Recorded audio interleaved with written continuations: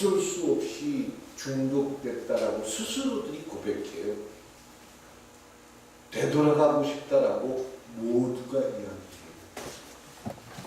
그럼 어떻게 하면 돼요? 되돌아가면 돼요. 정선에 수많은 사람들, 자살하는 수많은 사람들, 그 정선에 가면은 그 돈을 다 잃고, 그 돈을 잃는 기준이 수십억이래요. 그 돈을 잃고 거길 못 떠나서 그 사람들 옆에서 빌붙어가지고 10,000원, 20,000원을 얻어가지고 그걸 모아서 다시 또 들어가서 한대요. 그러다가 자살하는 사람들이 참 많대요. 참 어떻게 여러분들이 볼 때 어때요? 정신이 제대로 해요? 정신이 좀 모자라요? 근데 그 사람들 우리와 똑같은 사람들, 전혀 다른 사람들. 아니 세상에 기계에다가 1,000원을 넣었는데 이게 빼놀더니 갑자기 10만 원이 됐어. 100만 원이 됐어. 야, 이건 짜릿한 거예요. 목회하는 분들 가운데도 거기에 빠져서 정성을 왔다 갔다 하는 분들이 종종 있어요. 그 사람은 기도 안 할 것 같아요? 아니요. 설교 준비하고 같이 설교하고 기도하고 고민하고 갈등해요. 똑같은 사람들이에요.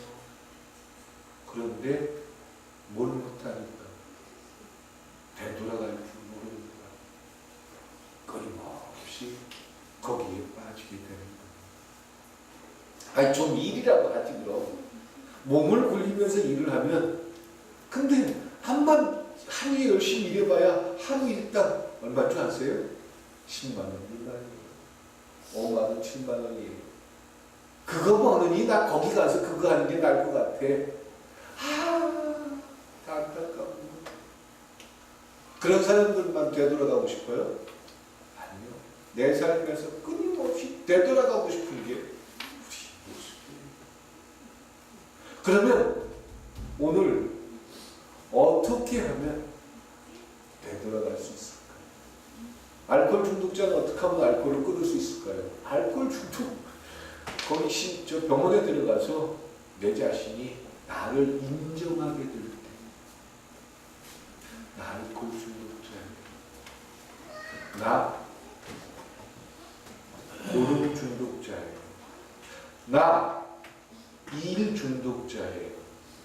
나 무언가에 나를 빼앗기고 있어요. 내 자신을 고백해야 그 다음 단계로 진행할 수 있다라고 많은 상담가들이 이야기합니다. 그건 세상에서 이야기하는 치료 방법이에요. 오늘 저는 그리스도인으로 어떻게 하면 그리스도인으로 살아갈 수 있을지, 어떻게 하는 게 산 제사가 되는 것인지, 어떻게 하는 게 예배를 드리는 것인지 말씀드리고 싶은 겁니다. 예배를 드린다는 게 뭡니까? 예배를 보는 겁니까? 드리는 겁니까? 예배는 드리는 것인 줄 믿습니다. 그럼 예배 시간에 잠깐 앉아있는 게 예배를 드리는 게 아니에요. 수많은 유대인들이 끊임없이 예배에 거룩하고 아름다운 모습을 드렸지만 하나님은 그 예배를 받으셨습니까? 안 받으셨습니까? 왜 안 받으셨습니까? 본인들 스스로가 제물이 되지 못하기 때문에 받을 수가 없었던 것입니다. 그러면 예배 시간에 눈동자를 졸지 않고 조는 사람은 예배 드리는 사람이에요? 못 드리는 사람이에요? 네? 예배 시간 졸고 있으면 예배 드리는 거예요? 못 드리는 거예요? 네? 졸아도 괜찮아요? 일단 탈락이에요? 예배를 몸으로 때우는 예배 시간을 드린다라고 생각하면 그건 예배를 드리는 게 아닙니다. 가정 예배를 아침에 멋지게 드려요. 그리고 기도하고 그리고 끝나요. 그리고 예배 시간 끝나자마자 부부싸움 하면 예배드리는 거 아니에요. 예배드려야 무슨 소용이 있어요. 예배드리고 나서 온통 생각이 미워하고 원망하고 불평한다면 그 예배드린 거 아니에요. 예배를 드린다는 것은 예배를 통해서 하나님을 만나고 내 삶의 그 하나님이 주인이 되는 거예요. 그러니까 예배를 드렸기 때문에 내가 복을 받을 것이다. 예배를 드렸기 때문에 내가 원하는 대로 내가 원하는 것을 이룰 수 있을 것이다. 무당미신입니다. 예배를 드렸기 때문에 하나님의 뜻을 순종하는 갈등과 고민을 가지고 하루를 내 삶을 어떻게 살아야 될지 발견한다. 그것이 예배를 드리는 겁니다. 예배를 드리고 나서 하루 종일 잠만 잔다면 예배 안 드리는 거예요. 하루 종일 쉬기만 한다면 예배 드리는 거예요. 아니 물론 병이 있고 이제 쉬어야 될 시간들이 된 분들은 쉬십시오. 우리 임장로님처럼 너무 안 쉬어가지고 디스크가 많대요. 쉬셔요. 쉴 분들은 쉬셔요. 근데 지금 쉬지 않아야 될 사람들은 좀 쉬는 걸 제어하세요. 어느 알코올 중독자의 고백입니다. 끊임없이 알코올 때문에 고민을 해요. 그래서 목사님을 찾아갑니다. 목사님, 저 알코올 중독으로부터 해방받고 싶어요. 목사님이 1시간, 2시간 상담도 하고 기도해주고 축복해줍니다. 그런데 알코올을 끊기가 어려워요. 술을 먹는 게 문제가 아니에요. 그 술 때문에 가정이 깨지고 회사가 어려워지고 내 삶을 제대로 영위할 수 없다면 술이 문제가 아니에요. 문제예요. 근데 술을 적당히 마시면서 그렇다고 지금 술을 예찬하는 건 아닙니다. 자기 자신을 지키고 제대로 할 수 있다면 그런 건 문제가 될 수 없어요. 그런데 그런 모든 것들이 조절하기가 힘드니까 가능하면 좀 금주하는 게 어떻겠습니까? 권면하는 거예요. 권하는 거예요. 그런데 그것이 법이 되어버리는 순간 그것은 문제가 됩니다. 술 먹니 안 먹니 이런 것들이 기준이 아니에요. 그걸 통해서 자기를 제어할 수 없고 가정을 버리고 또한 자기가 무엇을 해야 할지 모르고 살아간다면 그것은 큰 문제예요. 그래서 어떤 교회를 다니는 사람이 목사님을 찾아가가지고 끊임없이 고민하고 상담하고 우리나라의 최고의 상담가인 정태기 목사님을 찾아가서 매주 만나서 상담했는데 어느 날 그 사람이 술 때문에 죽었대요. 그런데 그 목사님이 그 죽음 앞에서 펑펑 울면서 이렇게 고백했대요. 하나님, 왜 날 만나서 다른 어떤 좋은 목사님을 만났다면 이 사람이 술을 끊을 수 있었을 텐데 왜 내가 이 사람을 만나서 하나님 내가 지켜주지 못했어요. 그러면서 펑펑 울면서 하나님 앞에 회개했다는 어떤 목사님의 고백을 들었습니다. 예, 물론 꼭 목사님의 책임이다 아니다라고 규정할 수는 없겠지요. 근데 그 목사님은 그 일이 자기의 12년을 그 사람이 매주 찾아와서 상담을 했대요. 그런데 교회 안수 집사인데 술을 끊을 수가 없었다는 거예요. 그래서 그 부인 되는 분을 붙잡고 펑펑 울면서 그 목사님이 그런 고백을 했다고 하는데 그래요. 그 모든 일들이 교회를 다닌다고 직분을 얻었다고 교회에서 장로가 됐다고 목사가 됐다고 해결할 수 있는 게 아니에요. 내 힘대로 내 마음대로 잘 안 돼요. 어떤 분이 목사님을 찾아와서 상담을 했습니다. 여자 집사님인데 예배가 끝나고 나서 목사님 앞에서 목사님 말씀 듣고 은혜 받았습니다. 목사가 은혜 받았다는 말이 제일 듣기 좋은 말일 거예요. 그랬더니 그 집사님이 하는 말이 목사님 말씀대로 저는 오늘 하나님의 뜻대로 이혼하겠습니다. 그래서 목사님 깜짝 놀라가지고 잠깐 좀 하고 상담합시다. 그리고 그러다가 얘기를 들었대요.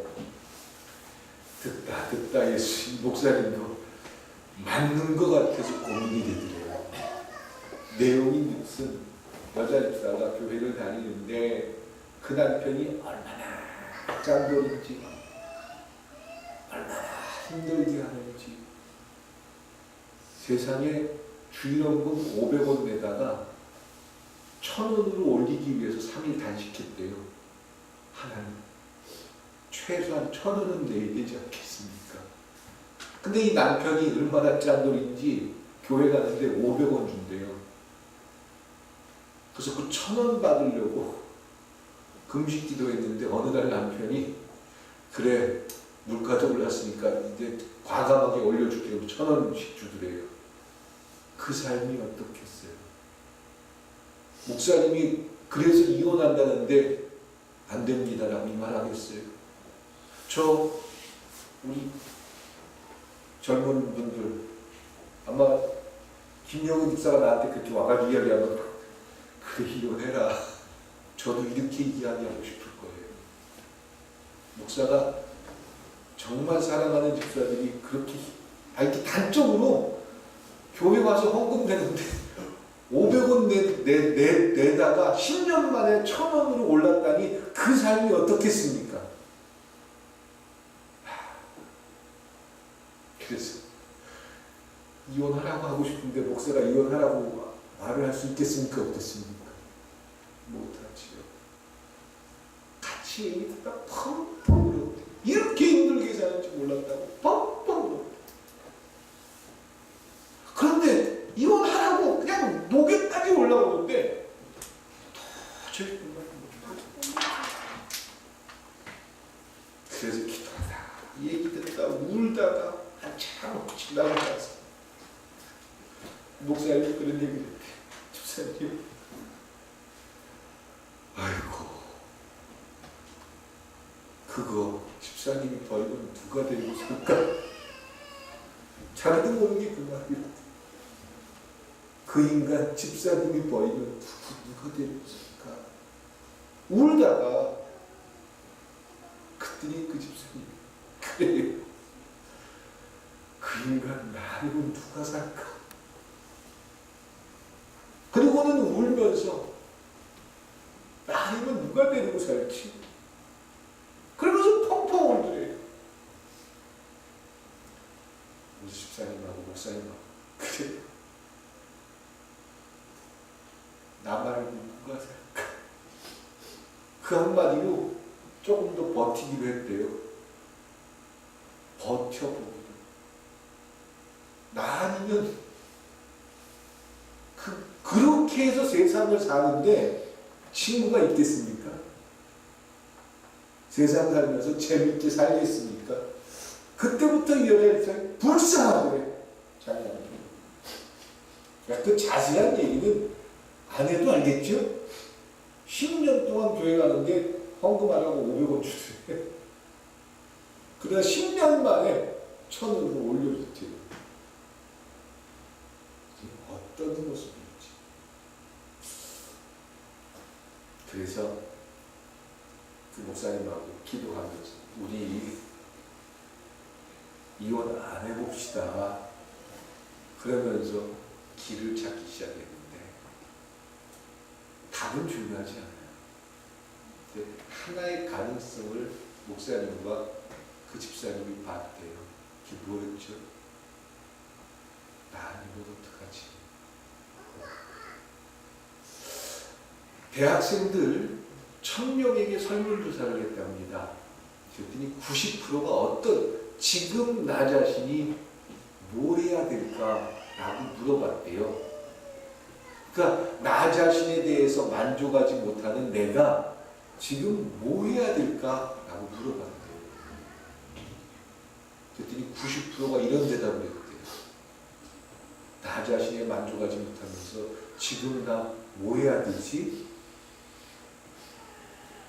이래서 안 되는데 나 지금 이렇게 해야 되는데 그러면서 대답한 게 뭘 것 같으세요? 대학생, 저 뒤에 있는 대학생 뭐 해야 될 것 같으세요? 딱 하나 대답하래. 공부해야 되는데 대학생들 90%가 나 이대로는 안 돼.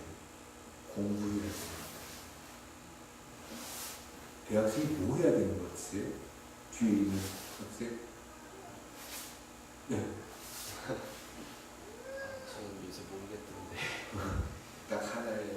학생은 공부하는 거예요. 사업가는 돈 벌어야 되는 거예요. 교회를 다니는 사람들이 90%한테 물어봤대요. 100,000명한테 물어봤대요. 나 이대로 안 되는데. 그럼 나 지금 뭐 해야 될지 물어봤대요. 뭐가 나오는지 아세요? 두 가지가 나와요. 하나는 새벽 기도해야 되는데. 두 번째는 11조 해야 되는데. 아니, 내 자신을 보면서 지금 고민하고 갈등해요.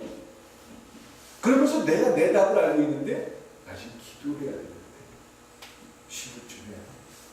이게 답이더라라는 겁니다. 예. 그거 하면은 모든 게 해결된다. 아니요, 그걸 말씀드리는 게 아니에요. 지금 제가 말씀드리는 거는 내가 내 삶을 살아가면서 내 자신에 대해서 만족하지 못하고 있다는 거예요. 무언가를 해야 된다는 어떤 굉장한 압박 속에서 살고 있다는 거죠.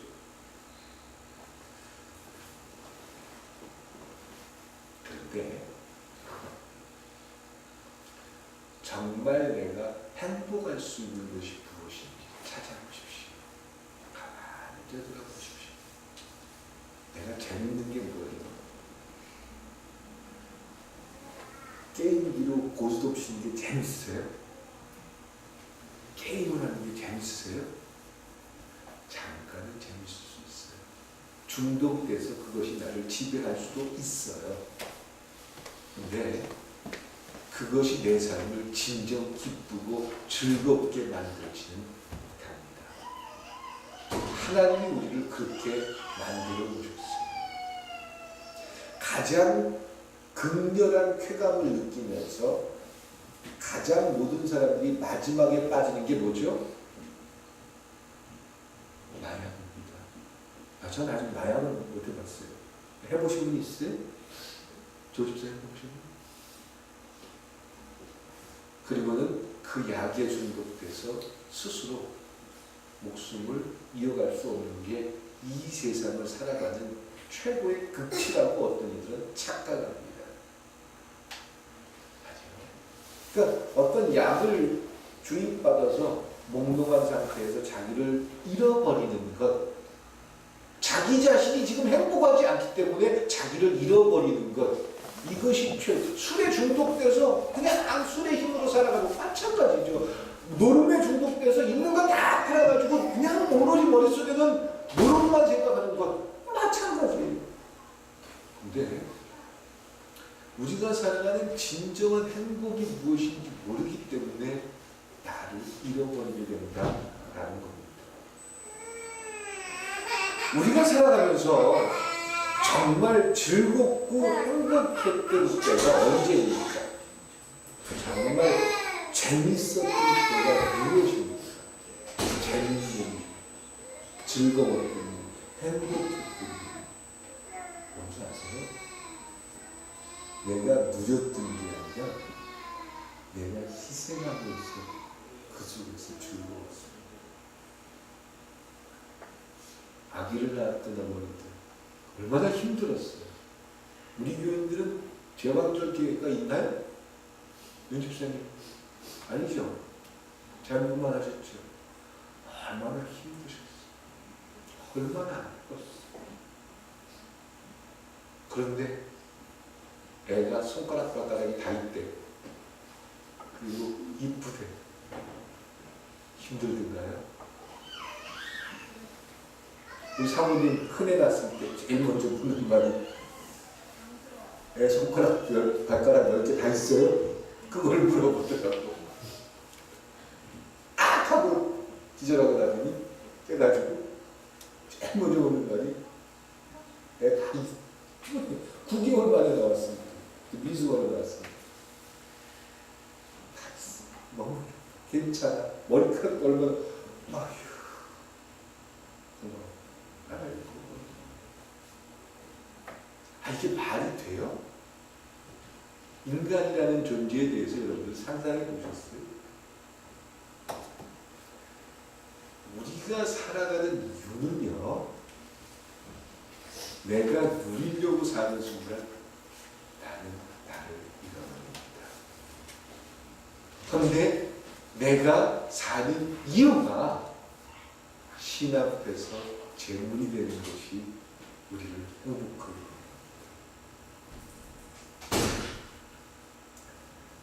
그래서 바울은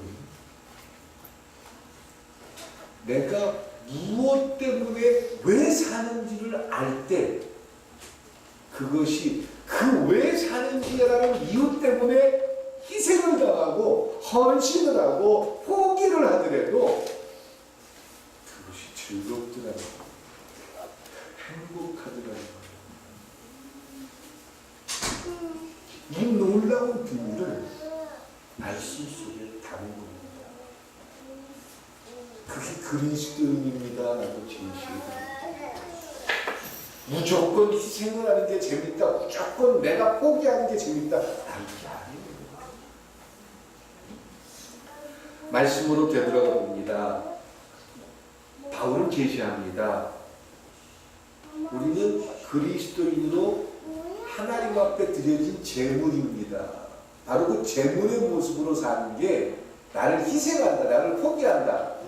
참 말은 그렇게 되지만 그 속에서 내가 왜 사는지를 알게 될 때 살며시 웃을 수 있고 행복합니다. 조 집사님 아이들 키우면서 힘들 때 많지요? 근데 아이들이 건강하게 아무 문제 없이 잘 자고 있는 모습 보면은 행복해요, 안 행복해요? 그 아이를 잘 재우기 위해서 얼마나 힘들어요.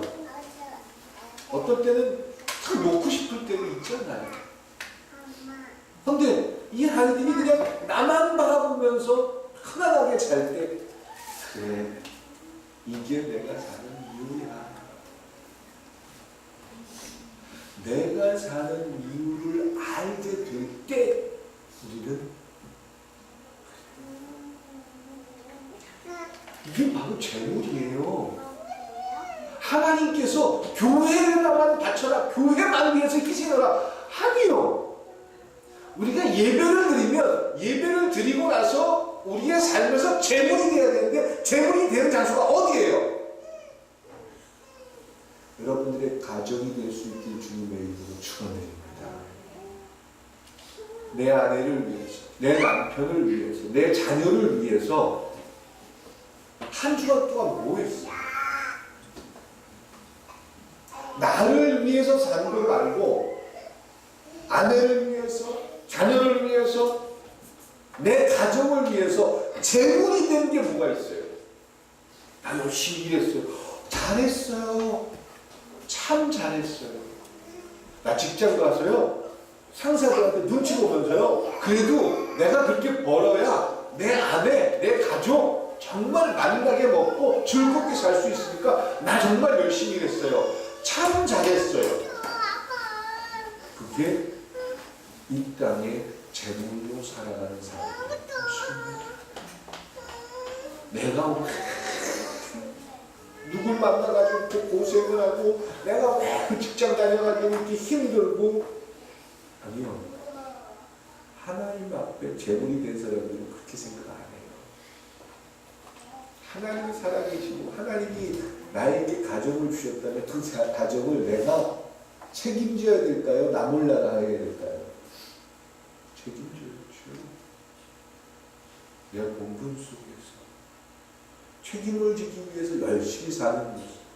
어느 날 수고하고 있으면서 지친 어깨를 가지고 되돌아오는데, 그래, 집에서 아이들이 편안하게 자고 그래. 그것이 재물입니다. 나를 위해서 살려면 어떻게 살아야 돼요? 나만 위해서 살려면 어떻게 살아야 돼요? 혼자 사세요. 혼자 사세요. 고통 주지 마세요. 힘들게 하지 마세요.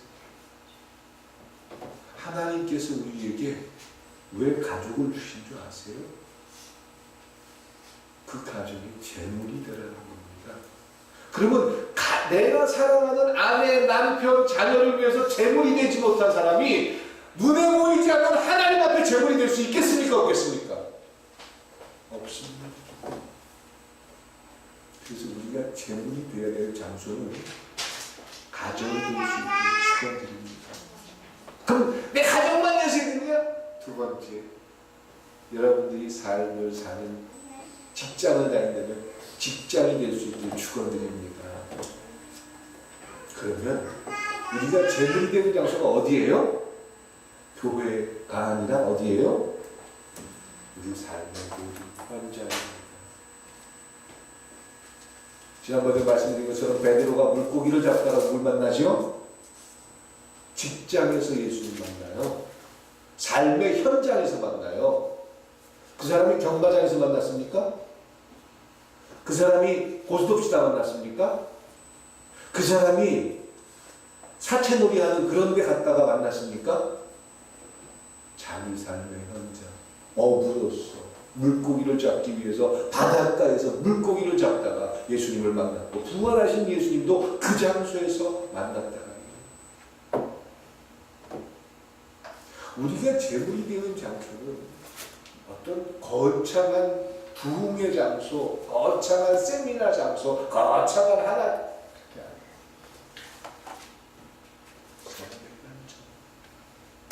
그 속에서 하나님의 재물이 될 때 진정한 가치와 가치라고 하니까 오해하는데 행복할 수 있어요. 즐거울 수 있어요. 가족은 나를 위한 존재입니까? 나를 만들어주기 위한 존재가 가족입니까? 가족이 벌어다가 나를 무조건 만들어줘야 되는 게 가족입니까? 그리스도인이라면 하나님이 나에게 맡겨주신 그 가족을 사랑하고 책임지는 것,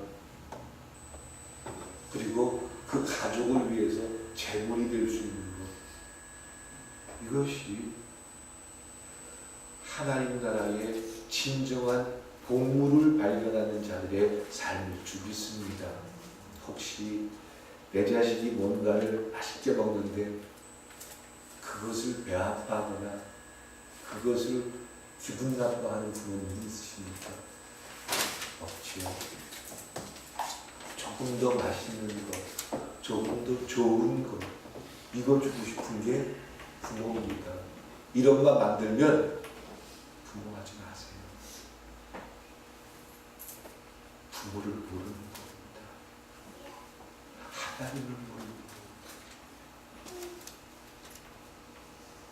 내 마음속에서 그런 마음이 안 든다면 가슴을 치세요. 인간이 잘못된 거예요.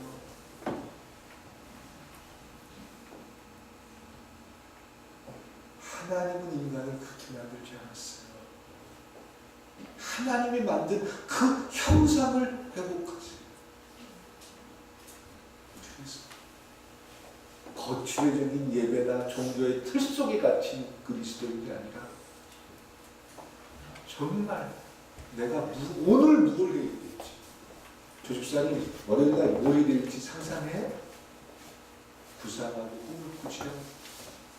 내가 그리스도인으로 정말 내 남편을 위해서, 내 아내를, 아이들을 위해서 무엇을 하는 것이 맞는지, 나와 연결된 어떤 사람들에게 정말 어떤 가치를 가져야 할지, 그리고 그 속에서 하나님의 손을 만날 수 있길 축원드립니다. 하나님 살아계시를 제가 여러분들에게 간증할 게 너무 많습니다. 근데 나중에 할게요. 하나님이 살아계셔서 그 제물이 될 때 하나님의 손이 비로소 열려집니다. 우리는 그리스도인으로 예배 시간 잠깐 드리는 그런 무늬만 예수를 믿는 게 아니에요. 삶을 완성할 수 있길 주님의 이름으로 축원드립니다. 궁금하십니까? 궁금하면 얼마요? 이번 주간에 재물이 되길 원한다면 딱 하나만 생각하면 됩니다. 내가 오늘 무엇을 하는지, 내가 오늘 왜 사는지, 내가 오늘 누구를 위해서 사는지 찾으십시오. 그게 그리스도입니다. 그 숙제를 찾고 해결하고 푸는 것이 재물입니다. 그것이 신령한 예배인 줄 믿습니다. 그 예배를 완성하는 여러분들이 될 수 있길 주님의 이름으로 믿어드리시겠습니다. 하나님, 내 삶은 왜 이렇게 힘들까? 끊임없이 불평하고 원망합니다. 그런데 하나님께서 나에게 주신 놀라운 축복은 너무나도 많은데도 그 축복을 보지 못한 채 엉뚱한 허황된 것을 쫓아가는 때가 참 많습니다. 되돌아보면서 가장 행복하고 즐거웠던 순간들이 참 많습니다. 참 행복했던 것들도 참 많습니다. 우리가 살면서 항상 기뻐하는 것이 하나님의 뜻인데 기쁨을 잃어버린 채 살아가는 우리의 삶입니다. 이제 그리스도인으로 살게 하여 주시옵소서. 예배를 완성하는 삶이 되게 하여 주시옵소서. 예배로 끝나는 것이 아니라 우리가 살아가는 삶 전체에서 하나님 앞에 거룩한 제물이 되게 하여 주시옵소서. 아내를 사랑하게 하여 주시옵소서. 남편을 사랑하게 하여 주시옵소서. 자녀들을 사랑하게 하여 주시옵소서. 부모님들을 사랑하게 하여 주시옵소서. 하나님으로부터 시작된 그 사랑이 우리의 삶에 완성되어서